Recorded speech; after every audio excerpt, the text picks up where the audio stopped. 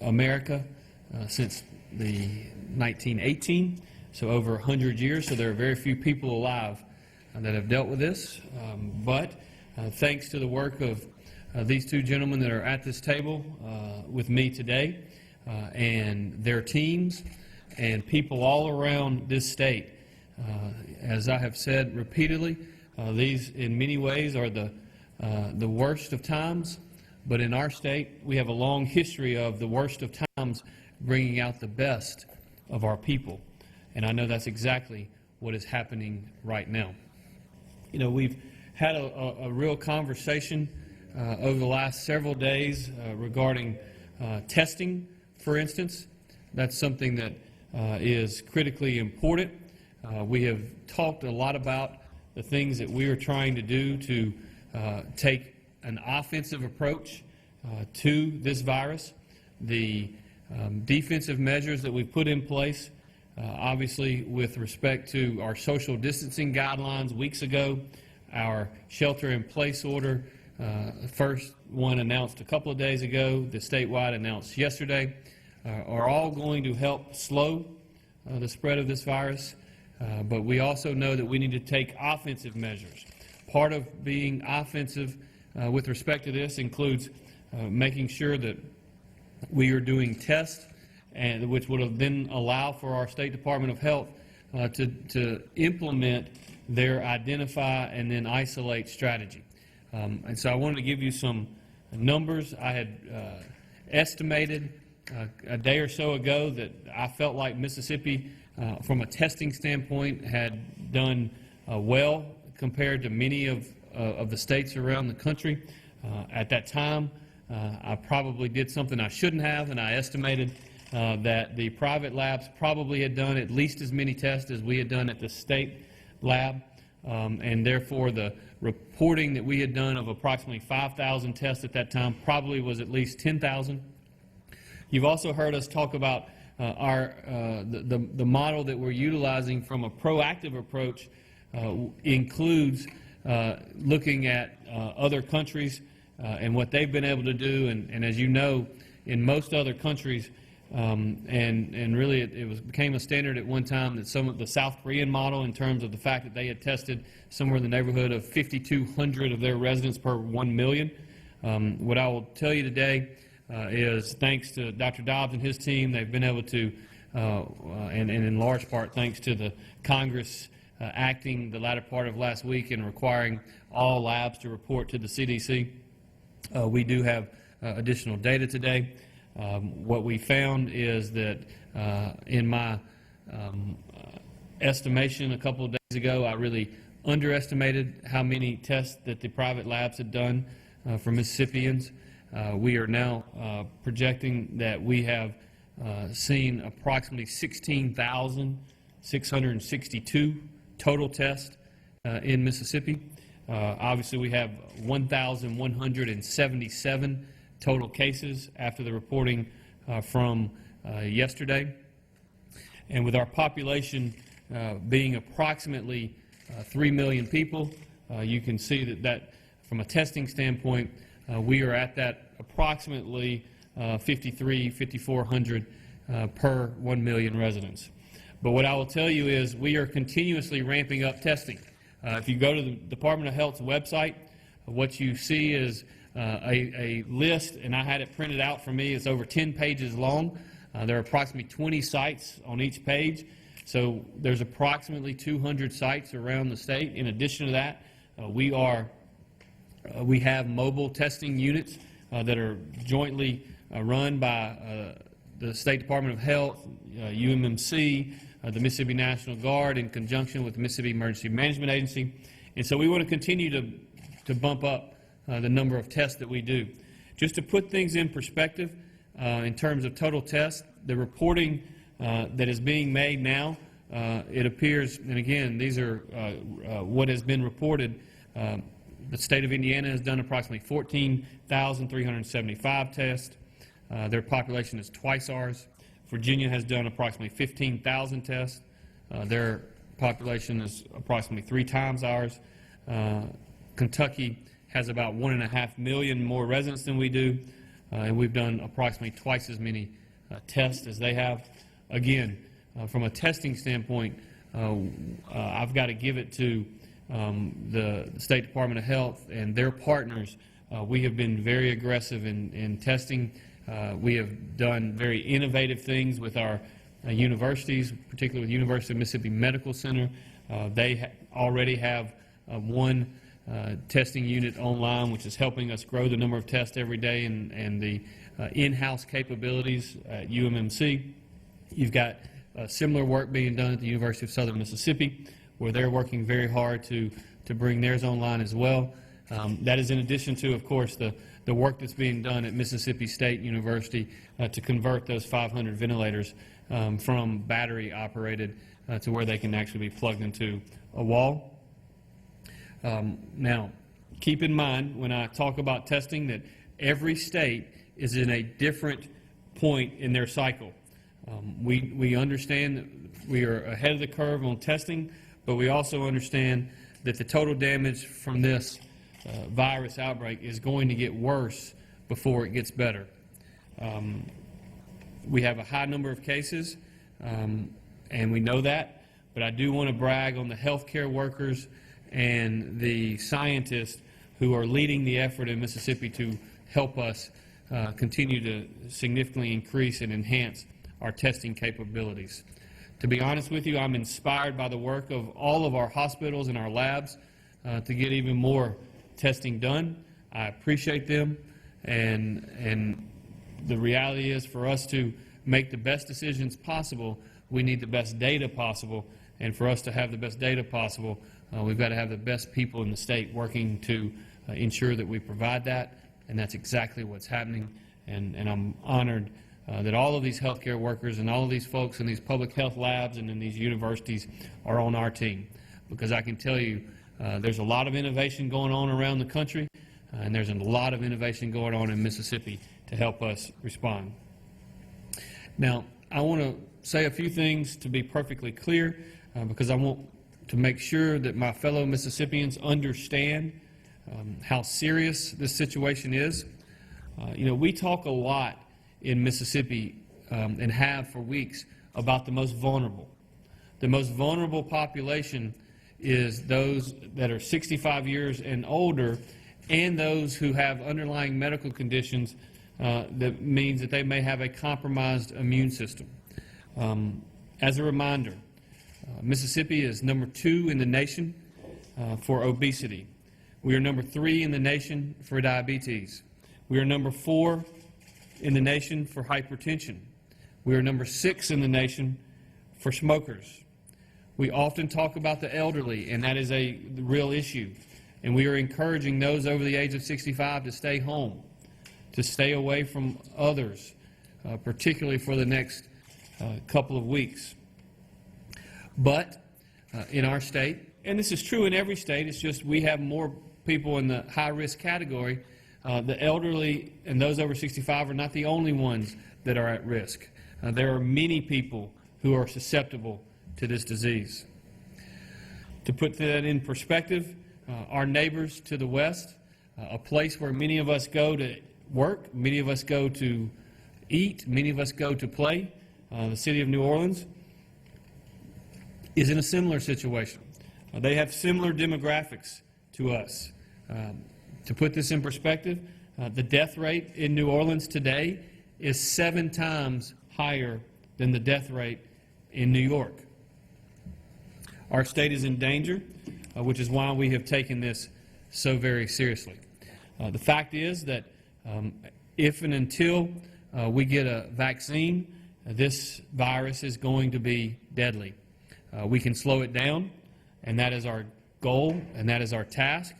To prevent our healthcare system from being overloaded, and that's the reason we're taking the decisive actions that we have taken over the last several weeks. Again, please stay home. If you can stay home, please stay home. We have a large number of people in that vulnerable population, and we want to protect them if at all possible. Remember, even if you don't fit into that vulnerable population, if you are healthy and you feel like you could get the virus and everything would be fine, that may be true. But you could also get it and then go over and see your mom or your grandmom, your dad or your granddad, and give it to them, which then, because of their age or because of the vulnerabilities that they have, could put them in a dangerous situation. Therefore, stay safe, stay home, take care of yourself, take care of your elderly neighbors, take care of your fellow Mississippians, because we need you. Now, earlier today, I have had very well-attended phone calls with our mayors and board of supervisors across the state to talk through our local enforcement measures. I will tell you that the shelter-in-place order that I put in effect yesterday will be enforced. Local leaders are very serious about making sure no one willingly violates this order. Now, I also want to be clear. I want you to think of these shelter-in-place orders similar to you think of the speed limit. You know that there are those who are driving 66 miles an hour in a 65 that are probably not going to get pulled over either by local law enforcement or by state law enforcement. The people who are the most dangerous, though, are the ones who are driving 25 miles an hour over the speed limit and barreling through stop signs. Law enforcement is out looking to stop them. If you want to take a walk, or if you need to drive to the store to get supplies, medical supplies, food, the grocery store, you don't need to be worried. You do not need any kind of special card or any kind of paperwork or any sort of voucher to go out for essential travel and essential activity. We've tried to outline for everyone in multiple executive orders publicly what essential businesses are. We're not going to be able to go in and do our own individual legal analysis for every single company. Locals who are closest to the issue will make enforcement decisions and interpret the order just like they do with every other single law that is on the books. If you just continue to say, if you think you might be on the bubble, you may not be essential. Those are decisions that have to be made by employers and by local leaders, and we're going to provide them as much clarity and information as issues pop up. But I will tell you what I told the local elected officials. I trust them to take the point of the order and enforce them at the local level. Every disaster, and the Vice President loves to say this, they are state managed but locally executed and federally supported. When natural disasters such as this occur, that's the way in which our model in this country is set up, and I'm confident that the people at the local level will make good decisions for our constituents. Obviously, we have to protect the supply chain by making sure our essential businesses continue to function. Many of them are going to extraordinary lengths to protect their workers. To all of you, I say thank you. I know there are some bad actors, but I want to recognize those, and it's the vast majority around the state that are doing their best to comply with social distancing, with making sure that we have good hygiene. Most Mississippi businesses are taking care of their own because we love one another. Now, one of the questions that I've gotten on social media, maybe more than any other, is regarding fishing. And what I want to tell you is if there is an opportunity for you to get to a pond or a creek or a lake and go fishing in a boat by yourself or maybe with one other person that's 6 feet away from you, by all means, go do it. In fact, I wish I had some time to get out and go fishing. Now, what we as a state have done is we have shut down some of our public parks and some of our areas, such as the reservoir.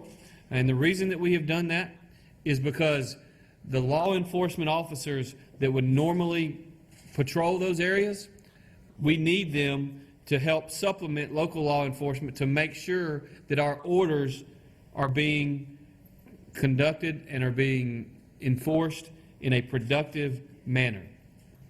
We also know, whether it's on the Mississippi Gulf Coast, out on the islands, or upriver on the Pearl River, we have beautiful places to go, beautiful sandbars, beautiful beaches on the islands. The problem is, what happened over the weekend is that in many of these places, there were groups of 11 or 12 or many more than that. And that violates not only the spirit of the executive orders, that actually violates the law that is in place.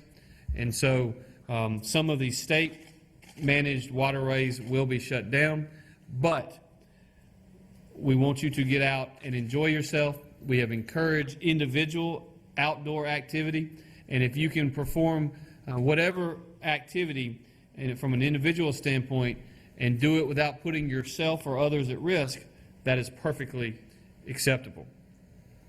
I will tell you that I've asked some of our officials to, again, try to figure out how we can potentially reopen some of the state waterways as we move beyond this to ensure that the spirit of the order is taken care of, and we're working on that, and we'll continue to update you as we move forward. The final thing I want to update you on before I turn it over to Dr. Dobbs and Director Michelle is today is Thursday. That means unemployment claims came out. Prior to last week, the most number of unemployment claims in the history of America, since we've been keeping this on a weekly basis, in any one week, was 700,000. Last week in America, we had the largest number ever on record. That was 3.3 million. This week, as was announced this morning, we no longer have 3.3 million as the largest number of unemployment claims in the history of America. Today, there were 6.6 million unemployment claims. To put that in perspective, in our state, 2 weeks ago, a typical week in Mississippi, we had slightly less, or approximately 1,000 unemployment claims. Last week, we had approximately 5,500 unemployment claims, 5.5 times what we had the week before. This week, we had approximately 30,000 unemployment claims. That's 30 times the number of claims from 2 weeks ago.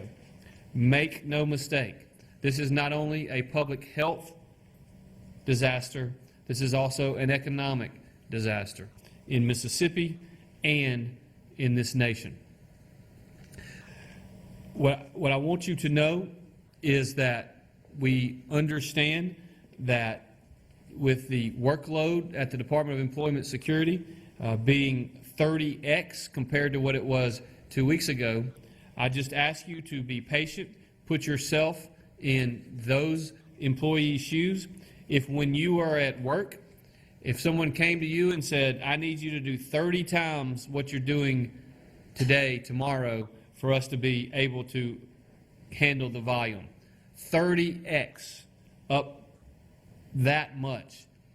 The reality is we are implementing measures to hire more people, to hire temp staff, to increase the number of folks. For instance, we've gone from a call center that was open from 8 to 5 days a week, to a call center that is now open from 7 a.m. to 10 p.m. 7 days a week. We have allowed our WIN job centers for the first time to accept applications, even though they are closed to the public. They can accept unemployment insurance applications online, and then you can be helped in that regard.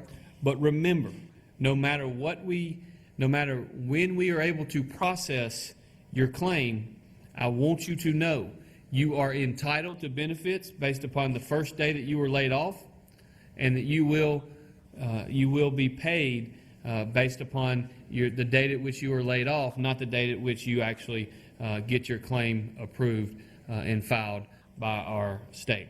We are putting in more measures to hire additional people to deal with the significant uptick in claims, and we're going to make sure that you are able to get through.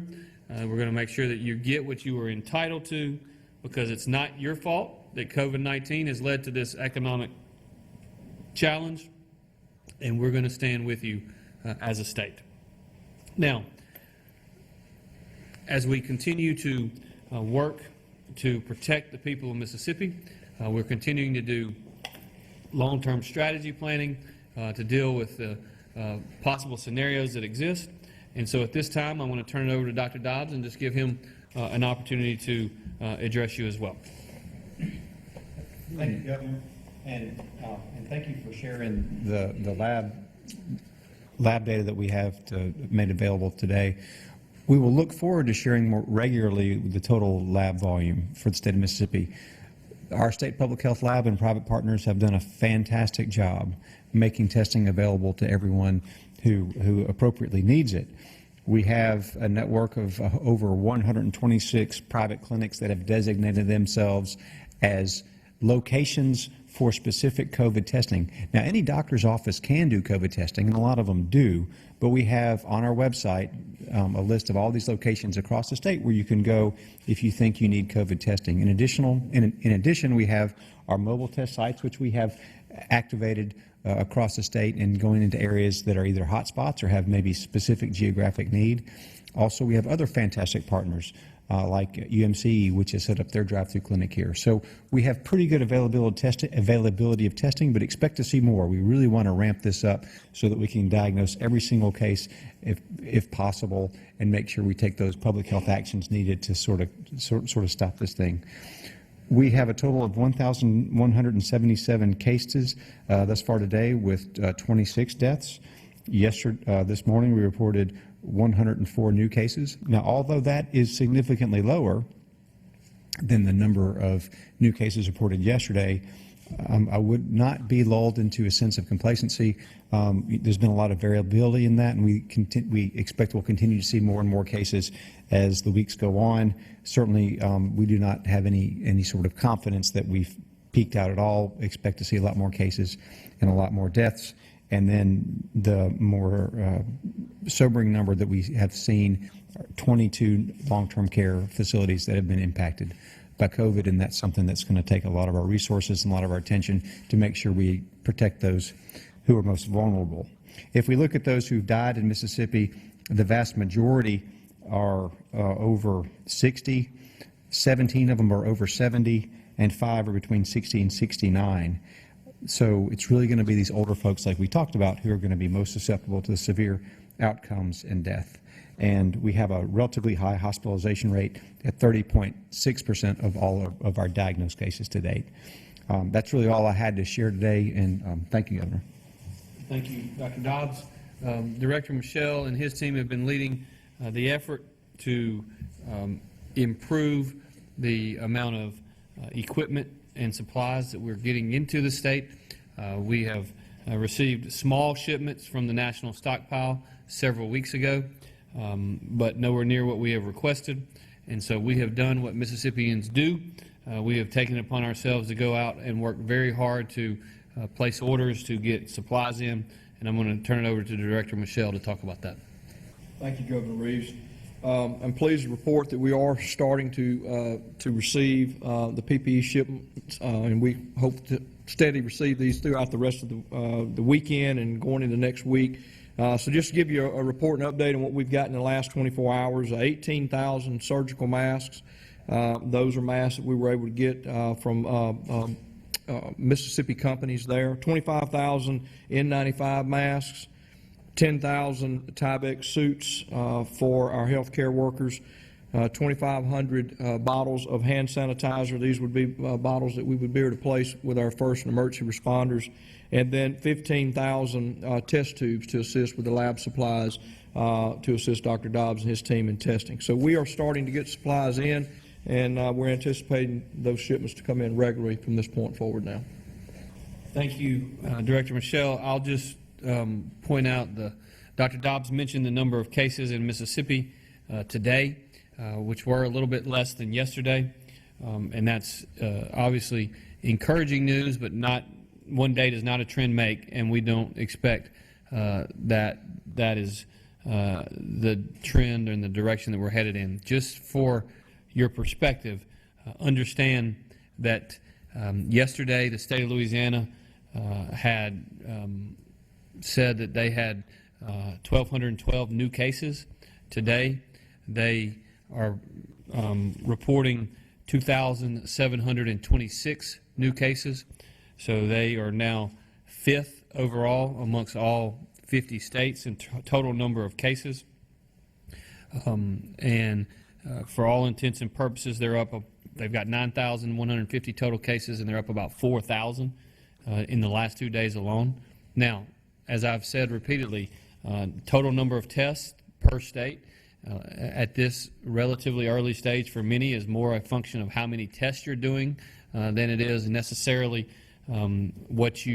necessarily where you're headed. But there is no doubt that the city of New Orleans and Orleans Parish is a hotspot in America.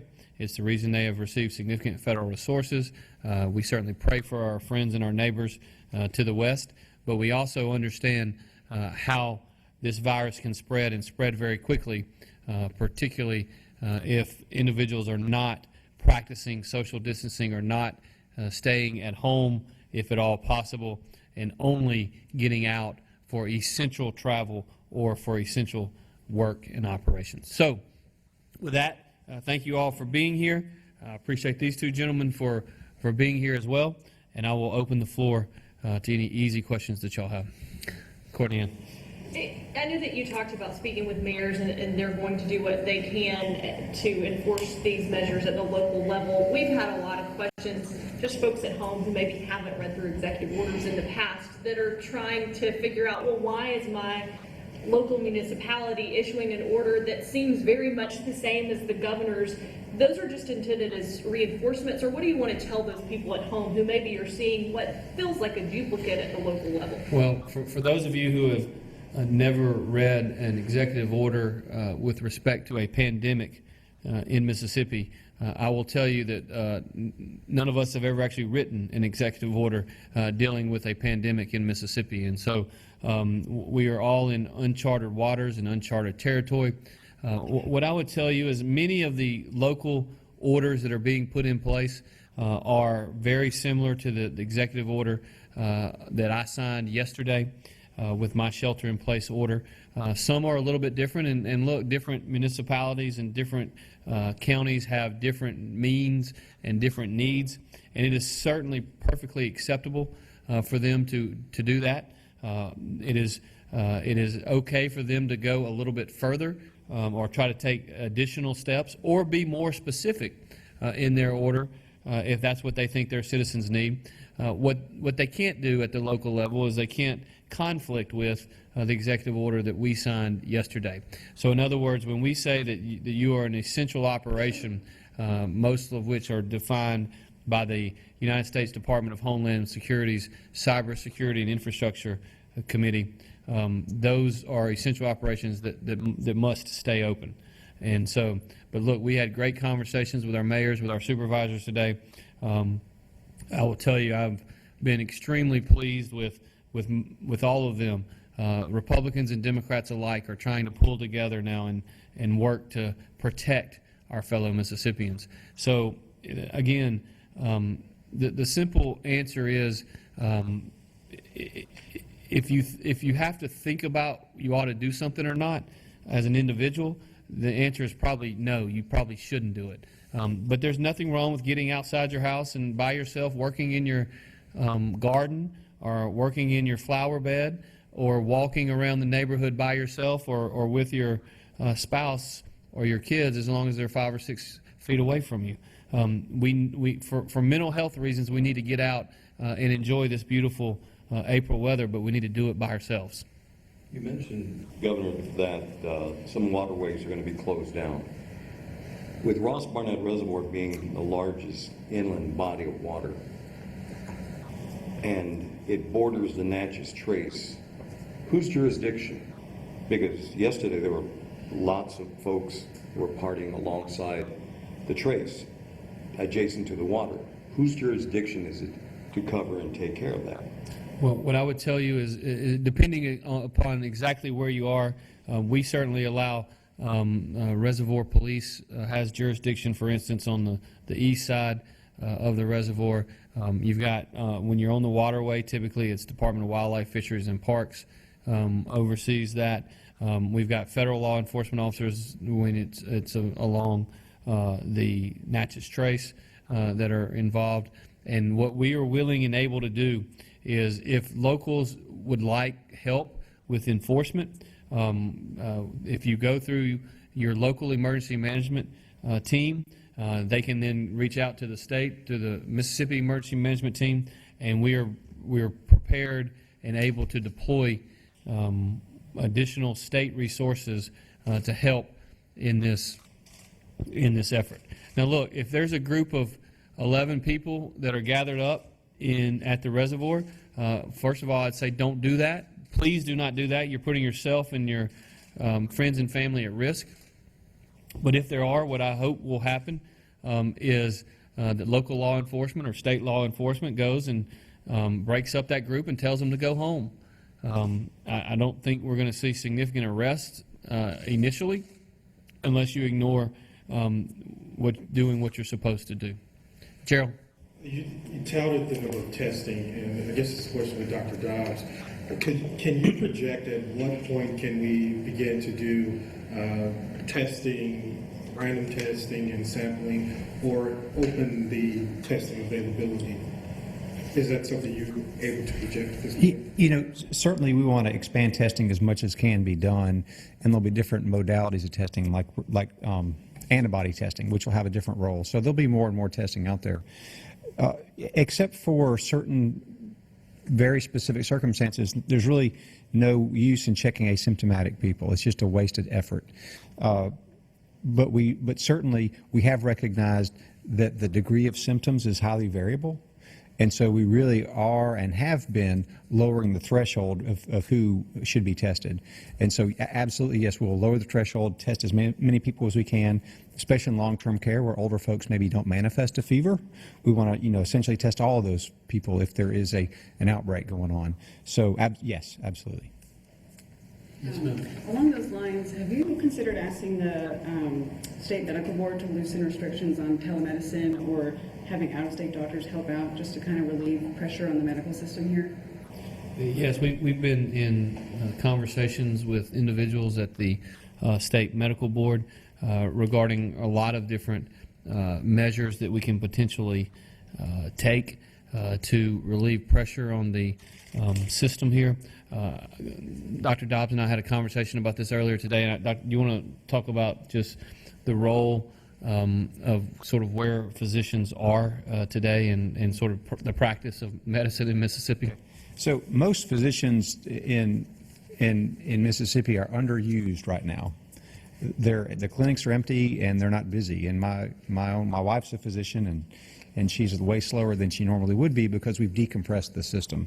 So what I would say first and foremost is, your local doctor is available almost certainly for your normal medical needs. Certainly telehealth options, or at least starting with a phone, is going to be the best way to start. But we do have adequate healthcare capacity within our state and with our local doctors and providers to provide the care that's needed. We just would prefer it be through a telehealth option when possible, but sometimes it's not possible. Sometimes you need to go to the clinic or see your doctor, and that's perfectly acceptable because we know people are going to need that kind of care at times.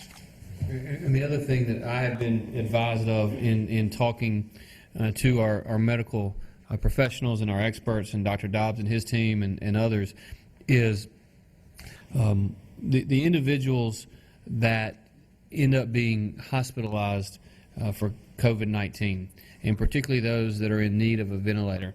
That is a group of patients that require extensive medical help, and it takes a significant amount of time per individual. And so we're looking at ways to expand with capabilities should things continue to get worse. Everything from additional hospital beds to finding ways in which to take existing physicians who maybe aren't working as much. We've got those in the surgical centers that maybe aren't working as much now, and taking even those nurses and others that have maybe chosen not to work for a period of time that may want to come back and help in this national emergency. Ross? I know that grocery stores are considered essential businesses, but every day I seem to notice grocery store parking lots are filled to the brim. do they need to be doing something to limit the number of customers inside their businesses at one time to try to minimize the spread of the virus? Well, I think that we certainly have to keep our grocery stores open. The supply chain in America is working. We need to go into the grocery store and get the things we need, and then get out and go home. We have encouraged repeatedly, and a lot of them are doing this. Things like at the checkout line, for instance, if you could just go in and put tape every 6 feet so that people are not bunching up on each other, I think that would be very helpful. And I think that in terms of limiting the number of people in the place, it just depends on the size of the facility and how many people we're talking. But yeah, people do not need to be within 6 feet of one another. There was actually a conversation that I saw with the coronavirus task force, the president, the vice president, about the potential of even changing CDC guidelines and encouraging everyone to wear a mask. To my knowledge, they have not done that yet. They have not told me if they have made that determination. But that just tells you the severity of the situation that we're in, and it also tells you how contagious this virus is when we start talking about doing things like that. Courtney? I saw a note that cruise ships docked in Gulfport were being directed to depart from the port of Gulfport by the close of business Friday. What risk do we believe they may have posed, or is that something related to the executive order that I didn't notice? Well, we didn't address it in the executive order. Obviously, cruise ships around the country, and we were hearing really around the globe, and we were hearing this weeks and weeks ago, are an area in which there are a number of people that have contracted the virus. There's a lot of people in really tight quarters, and so I think they're potentially at risk. I was having a difficult time getting accurate information from the various cruise lines that wanted to utilize the port of Gulfport. These are lines that have never utilized the port in the past, and I was concerned about that.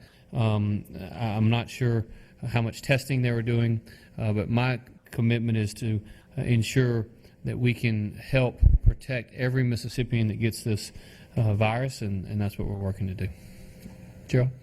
Some experts are predicting a major southern swing of this coronavirus, and 20% of deaths in Louisiana were of younger people, 43 in Georgia percent, and 49 and 43 in Louisiana.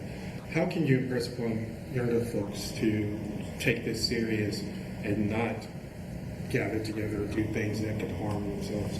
That's a great question. It's one of the things that we have been urging all Mississippians to do.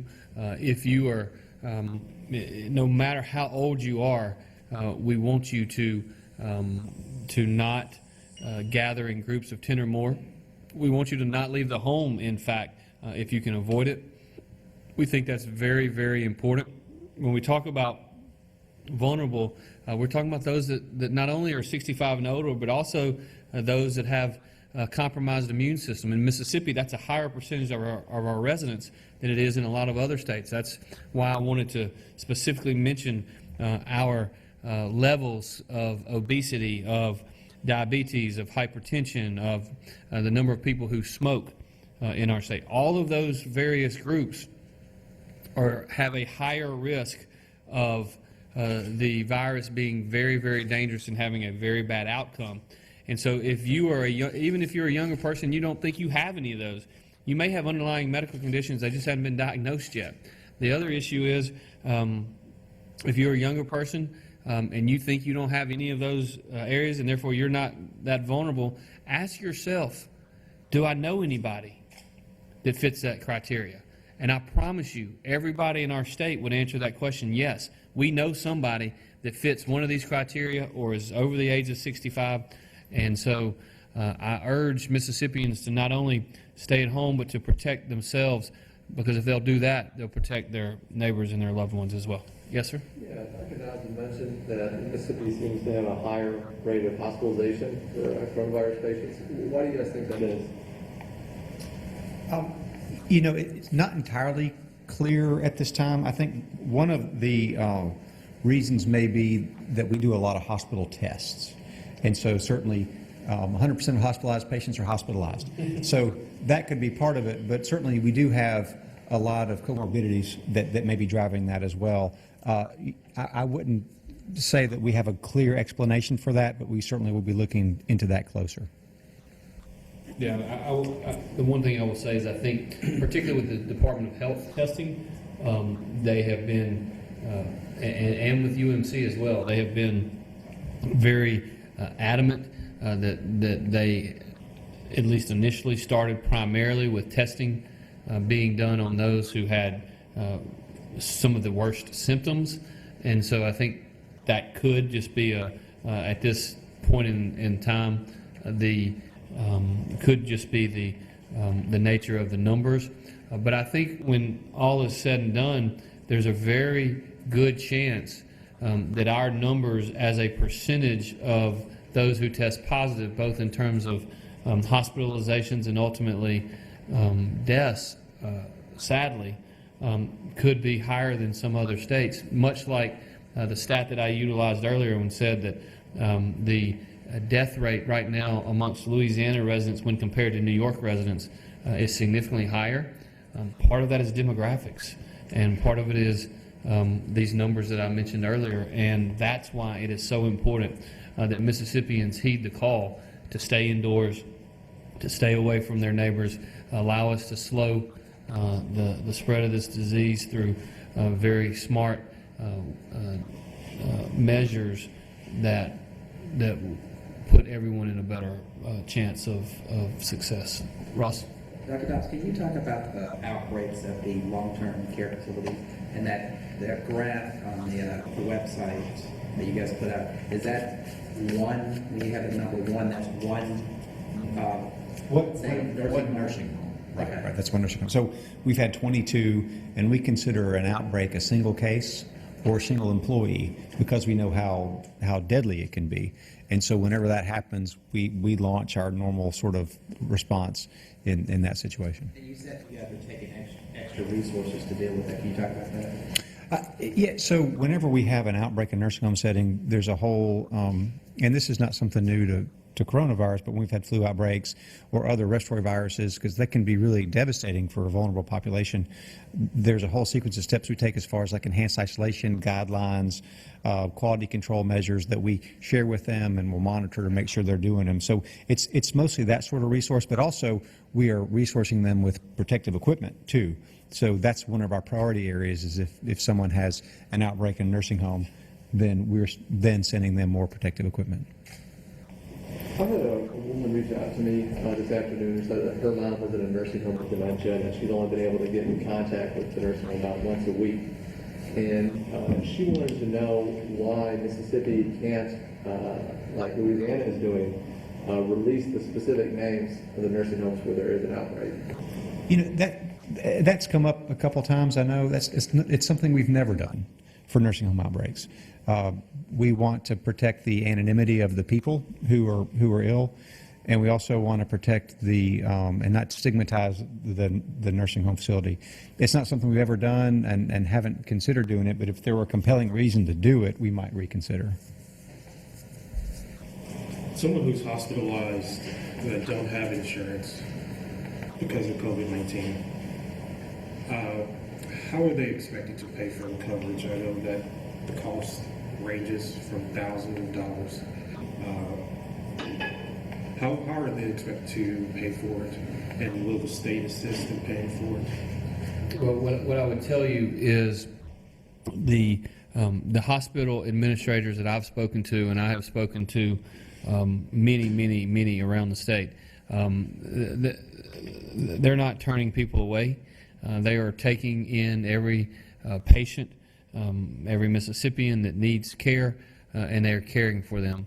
There was a recognition by the U.S. Congress that this is a situation that is that is very difficult. And because of that, in the most recent bill that passed the Congress that was signed by the President Friday night, there's $150 billion for states and cities and local governments, but there's also $130 billion in that bill specifically for hospitals. Now, my team has advised me much more on the provisions that deal with the state governments and the monies that we are going to receive. I'm sure my team has looked at the provisions for hospitals and been working with individual hospitals on that, but I'll have to get back as to exactly how that's laid out. For instance, on the state monies, there's $150 billion. $11 billion of that is reserved for Indian tribes and the District of Columbia. Of the remaining $139 billion, it is allocated 55% for states, 45% for cities who have a population over 500,000, and every state is guaranteed a floor of how much money they will get. But I don't know exactly what that breakdown is on hospitals, but I'll get my team to brief me on that and hopefully be able to answer that question later as to exactly what it is. Yes, ma'am. With the stimulus package, are there any portions of those federal funds that you anticipate that you won't accept, maybe because the city doesn't need it, or there's some part of it that doesn't apply to us? I don't think that is going to be an issue based upon our analysis at this time. Yes, sir. Dr. Michelle, Dr. Michelle, do you know if any of those supplies that you guys are getting, are they going directly to nursing homes at all, any of that PPE? So again, on the distribution of the PPE, the priority on that is to the Tier 1, and nursing homes that are treating COVID patients fall into the Tier 1 category. So they will continue to get the priority, a lion's share of that PPE, and then the difference in that would be then pushed down to the counties and facilitate the Tier 3, which would be your first responders and folks who will be out working and doing public service type work. And let me just mention something about supplies and PPE equipment. And I say this because I've heard from the President and the Vice President repeatedly that everyone should continue to work their supply chain. If you are a large hospital system in Mississippi, every single day you're purchasing PPE and other things. The supply chain right now and the constraints are very tight. I understand that. But the reality is if I am a purchaser of PPEs every day of every week, every year, and I have contracts in place with suppliers, I have significantly more leverage to get supplied than do the state of Mississippi. Now, admittedly, we maybe have more resources and things such as that, and we are putting those resources at play. We are literally working day and night. I'm having calls with Director Michelle and his team at 10, 10:30, 11 o'clock at night as they sit over at our headquarters working supplies all around the globe. But again, I do, and we're going to do everything we can to make sure that we receive the supplies that are needed for our entire state. But if you are a hospital facility, you have leverage with those folks who supply you. 6 months from now, I'm probably not going to be in the business of buying PPEs from the state's perspective. But 6 months from now, every single hospital facility is going to be in the market for buying PPEs as hopefully by that time we're returning back to normal and we're back to doing surgeries and things such as that. And so this has got to be a team effort. We're going to do everything in our power to make sure that we have the necessary supplies available, but we need everyone trying to do the same thing and trying to leverage whatever contacts, whatever resources you have to fill this need. Gerald? The federal government is in a very early stage of the next phase of the stimulus. Is there anything you would like to see in that was not in the previous stimulus? We're working on that. We were actively engaged in the previous bill. Obviously, we had the occasion of working very closely with our delegation, and I want to thank our federal partners, all of whom are working in concert to help the state of Mississippi. We do have some understanding in Mississippi about what is needed in times of natural disasters, having gone through Katrina, having gone through the BP oil spill. We've got either fortunately or unfortunately, depending on your perspective, we've got experience in Mississippi that many other states have not ever had to deal with. And so we've been working with the Congress where it made sense, and certainly working with our delegation and some in the leadership as well, and we will continue to do that. I don't have a specific ask at this point.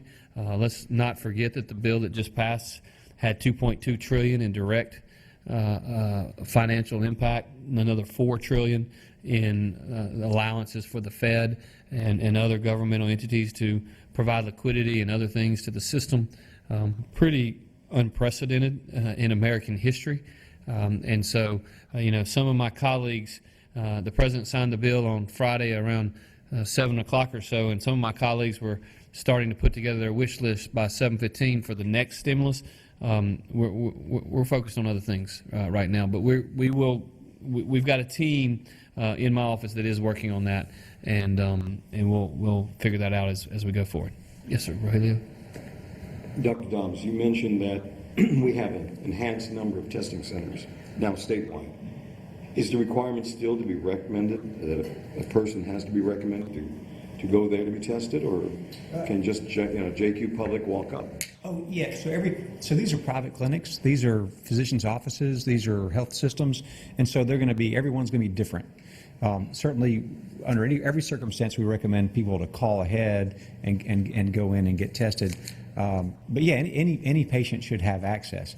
Now, we have had a lot of questions about people who may be uninsured, and we're really excited that the community health centers across the state have picked up that responsibility as well. So really, pretty much everybody in the state of Mississippi, although I know there's some geographic challenges in different parts of the state, should be able to get access to testing. And I will tell you, since Dr. Dobbs mentioned it, a provision in the federal act that passed and was signed on Friday night provided significant resources to the FQHCs to help with that effort. So that's a provision that I fully support and have tried to support throughout the way. Hey, Ross. Governor, are gun shops considered essential businesses, and are they going to remain open? As far as I know, they are considered essential businesses. I don't have the list in front of me, but I'll take a look at that and we'll get back to you. Why would they be considered essential businesses? Well, I think if you see what's gone around in the entire country, the fact that we have a constitutional right, a Second Amendment right to bear arms, virtually every, not every, but most every governor, Republican and Democrat alike, have worked to keep those shops open. And I actually saw some statistics earlier today. The number of purchases, acquisitions, and other things have gone up significantly in the month of March. And so I trust that our gun store owners in Mississippi will heed our call and make sure that the social distancing guidelines are definitely done in their stores. And I think that's important. Real quick on that, a little bit devil's advocate. I mean, you mentioned that, folks, A little bit of devil's advocate or a lot? or maybe a lot, yeah. Folks have a constitutional right to bear arms, but folks also have a constitutional right to peacefully assemble, But that's something that we're limiting right now. Why do you think that the constitutional right to bear arms, if we're limiting other constitutional rights at this moment? I believe that we can have gun stores open, and we can do it in a way where social distancing guidelines, where gathering of groups of 10 or more in a confined space can be adhered to. Therefore, we are doing it in such a way in which individuals are able to secure their rights without putting other people at risk. And that's the key, is much like an individual can go into a grocery store, socially distance, provide food for their family, they can do the same thing in a retail store such as a gun store. George and Michelle, yesterday you talked about how there was like a 4-day delay in getting some supplies. Could you just explain a little bit more just how that whole process of kind of going out and getting some of this PPE kind of just works, or to the layperson, is this PPE coming from a single company? Is it multiple companies? Is it, around the United States, international? Just how does that work? Sure, yeah, and I'll try to address that as quickly as I can. The bottom line, I think that a lot of people have difficulty understanding is, why can we not get PPE? I mean, it's out there, and it starts with the global demand on this PPE that started back when China drained a lot of the PPE, because a lot of this is made overseas. So you combine that with the outbreaks across the world, purchases started going about. The national stockpile was not designed to handle a global pandemic. It just was not, and it's been clearly talked about and recognized, by our federal government on that. But then that'll be talked about later. The key now is to get through and to fight our way out of this. So the sources you asked about where we're getting stuff is coming from multiple sources.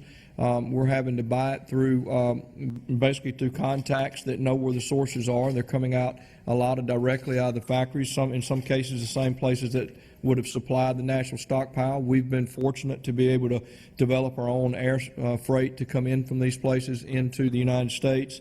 The delay that you mentioned earlier came about by just us. Again, as the governor has mentioned, this is something that we've never experienced before. So we've been working through this. And I've said a number of times, this is kind of walking on the moon type stuff, so figuring it out. So the delay came about in identifying credible sources and getting the supply chain started.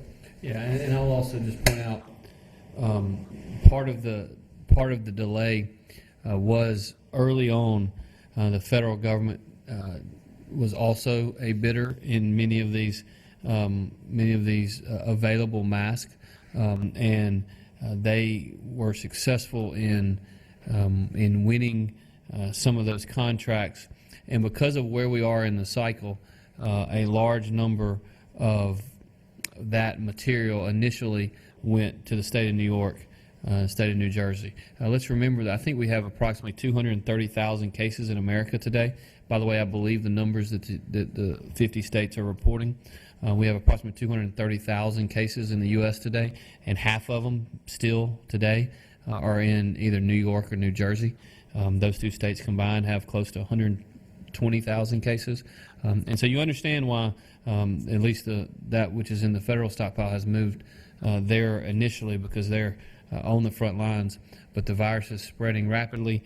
It's the reason that we're taking very aggressive steps and aggressive actions to deal with it. Yes, I have a question for Dr. Dobbs. Have there been any updated regulations to nursing homes to prevent the spread of the virus in those facilities? Early on, right when they had a case in Tennessee, we sent out guidance about visitation restriction and those sorts of things. So that has been implemented for a long time. It's really more guidelines and like in regulations, so to speak. But we've had extremely good compliance with that, because we don't need people coming in and out that don't really have to be there. I know it's been kind of hard on families, but even a single chink in the armor can really let the disease in, and once it gets in there, it's really, really difficult. And then once we have an outbreak in there, then we really do go in with a lot more aggressive oversight and a lot more aggressive guidance, so that we can really prevent any additional transmission as best we can. So you haven't been changing that since we've seen more and more nursing homes have those cases? Haven't been changing. Have you opened? Has the health department been changing those guidelines as we've seen more and more cases come out? Well, the guidance has been more restrictive as far as like being more robust and keeping folks out. At first it was a little bit on the best judgment sort of side, but obviously now we just need to keep all visitors out. Yes, sir. And I will tell you, at Dr. Dobbs' recommendation, my executive order from about 10 days ago restricted visitation at all nursing homes. That's a very hard thing to do, by the way. And I've heard from many great Mississippians who have not been able to get in and see their loved ones, and that's really hard. But it is the best thing for those patients, and it's the best thing for their families in the short run. This is going to be over at some point. We are going to get through this, and we're going to do it in a responsible way and protect Mississippians to the full extent possible. And so it is a short run decision. It's heartbreaking to have to do it, but it is the right thing to do. Yeah, Dr. Dobbs, yesterday we talked about the number of ventilators in the daily inventory. Have you given any more consideration to releasing that number? We've looked around at other states and what they're doing and kind of figuring out what the benefit or what the downsides might be. There does seem to be some utility in getting more data on the number of patients who are in intensive care and making that more obvious. And then also to the number of COVID patients who are on ventilators. That certainly makes sense. As far as like the total number of ventilators, it's not really a simple question because a lot of the ventilators are not really ventilators. They're basically operating room machines and stuff like that. So we're still looking at that. We don't want to give information that's misleading, either that we have more than we have. There's a quality issue in that as well. So at this time, we're not planning on doing that because we don't think it's that useful.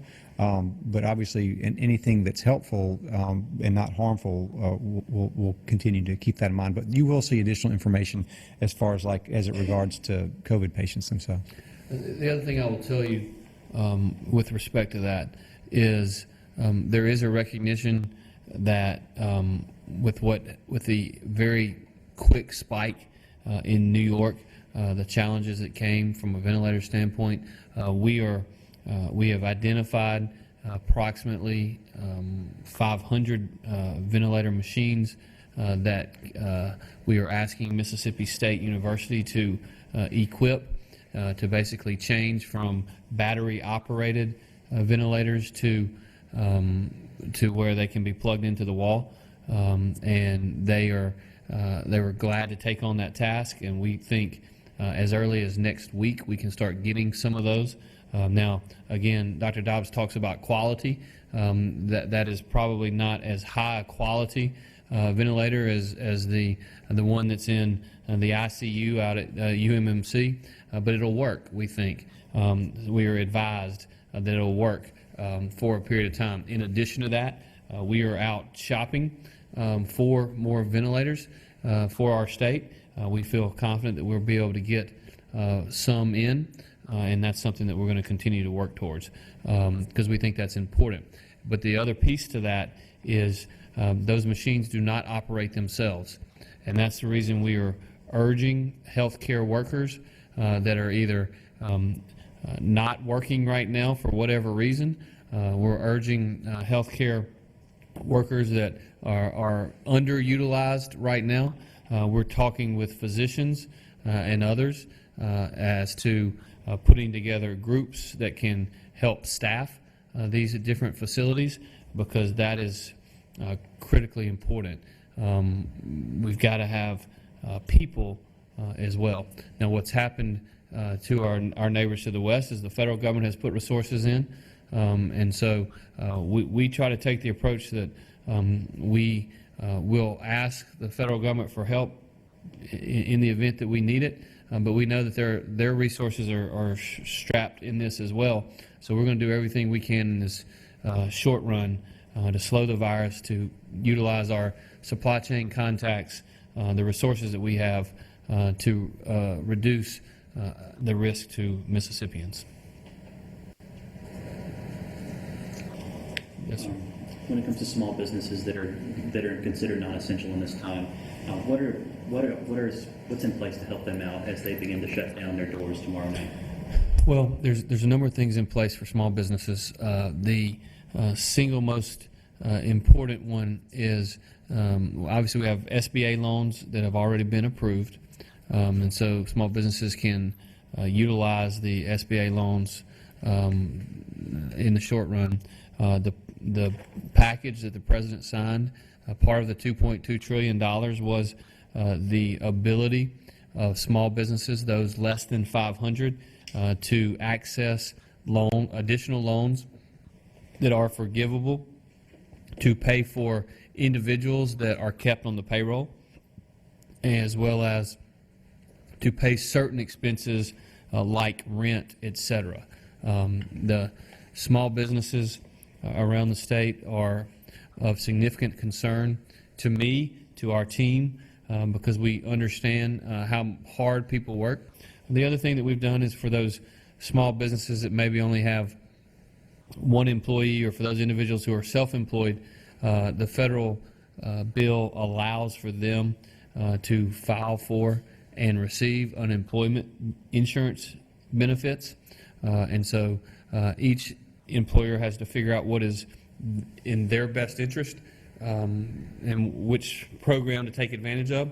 But there are numerous programs in place for each of them. Thank you all very much for having us today. We'll see you all soon.